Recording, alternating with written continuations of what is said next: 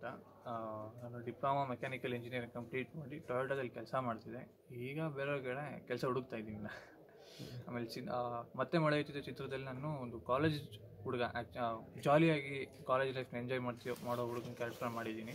ಜೊತೆಗೆ ಪ್ರಿನ್ಸಿಪಲ್ ಮೇಲೆ ಒಂದು ಗುಡ್ ಟೀಚರ್ ಸ್ಟೂಡೆಂಟ್ ರಿಲೇಷನ್ಶಿಪ್ ಇಬ್ಬರದ್ದು ಇರುತ್ತೆ, ಆ ಥರ ನಮ್ಮ ಇಬ್ಬರದ್ದು ಕ್ಯಾರೆಕ್ಟ್ರು.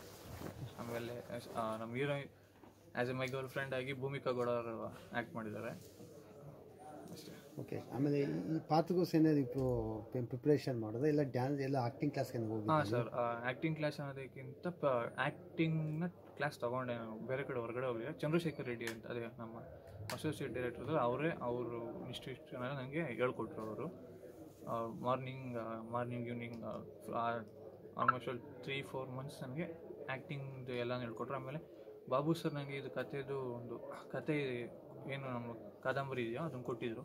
ಸರ್ ನಮ್ದು ಅದಕ್ಕೆ ನಾನು ಚಂದ್ರಶೇಖರ್ ಸರ್ ನಾನು ಕೇಳಿದೆ, ಸರ್ ಇದು ಈ ಥರ ಕ್ಯಾರೆಕ್ಟ್ರ್ ಈ ಥರ ಇರುತ್ತೆ, ಈ ಥರದ ಮೇಲೆ ಒಂಚೂರು ಇದ್ರ ಮೇಲೆ ನಾವು ಜಾಸ್ತಿ ಕಾನ್ಸಂಟ್ರೇಷನ್ ಮಾಡೋಣ ಅಂದಿದ್ವಿ. ಆಯಿತು ಅಂದ್ಬಿಟ್ಟು ನಾವು ಅದ್ರ ಮೇಲೆ ಆ ಕ್ಯಾರೆಕ್ಟ್ರ್ ಯಾವ ಥರ ಇರುತ್ತೆ, ಕಾಲೇಜ್ ಹುಡುಗರು ಯಾವ ಥರ ಓಡಾಡೋದು ಇವೆಲ್ಲ ನಾವು ಸೊ ನೀನು ರಿಯಲಾಗಿ ಕಾಲೇಜಲ್ಲಿ ಹೆಂಗಿರ್ತೀವಿ ಅದೇ ಥರ ಇರೋದಕ್ಕೆ ಟ್ರೈ ಮಾಡುವಂತ ಪ್ರತಿ ಶಾರ್ಟಲ್ಲೂ ನಂದು ಆದಮೇಲೆ ಬಂದು ಹೇಳ್ಕೊಡೋರು.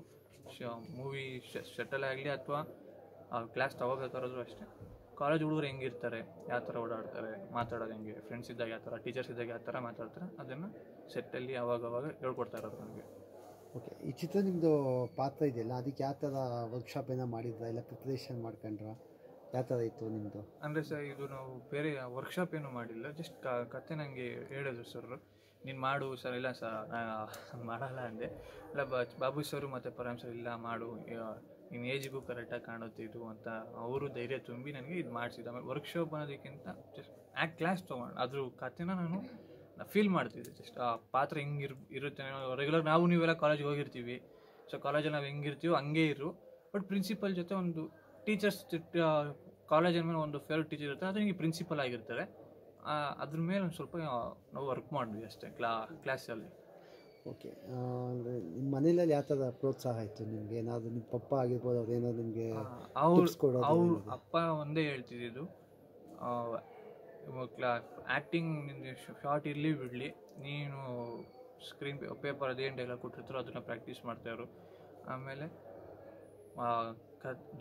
ಎಲ್ಲ ರೆಸ್ಪೆಕ್ಟ್ ಮಾಡು, ಫಸ್ಟು ಕಲೆನ ರೆಸ್ಪೆಕ್ಟ್ ಮಾಡು ಅಂತ ಹೇಳ್ಕೊಟ್ರು ಅಪ್ಪ. ಅದನ್ನು ನೀನು ಪ್ರತಿದಿನ ಸೆಟ್ಗೆ ಹೋದಾಗ ಏನು ಮಾಡ್ತೀವೋ ಬಿಡ್ತೀವೋ ಗೊತ್ತಿಲ್ಲ, ಕ್ಯಾಮ್ರಾಗೆ ಆಗಲಿ ಅಥವಾ ಅಲ್ಲಿರೋ ಎಲ್ಲರಿಗೂ ಟೆಕ್ನಿಷಿಯನ್ಸ್ಗೆ ಒಂದು ರೆಸ್ಪೆಕ್ಟ್ ಕೊಡು, ಯಾರೇ ಇರಲಿ, ಹಿರಿಯರೇ ಇರಲಿ, ಎಲ್ಲರಿಗೂ ಒಂದು ರೆಸ್ಪೆಕ್ಟ್ ಕೊಡು ಅಂತ ಹೇಳ್ಕೊಟ್ಟಿದ್ರು.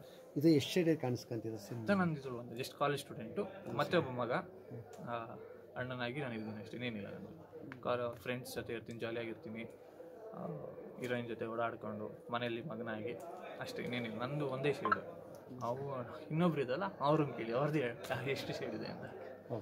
ಶೂಟಿಂಗ್ ಎಲ್ಲಿ ಸರ್? ಶೂಟಿಂಗ್ ಎಲ್ಲಿ ಸರ್? ಇದು ಇಡೀ ಶೂಟಿಂಗ್ ನಮ್ಮದು ಶೃಂಗೇರಿ, ಹೊರನಾಡು, ಕೊಪ್ಪ, ಹರಿಹರಪುರ ಅಲ್ಲೇ ನಡೆದಿದೆ, ಕಳಸ ಅಲ್ಲೇ ನಡೆದಿದೆ ಸರ್. Thank you sir.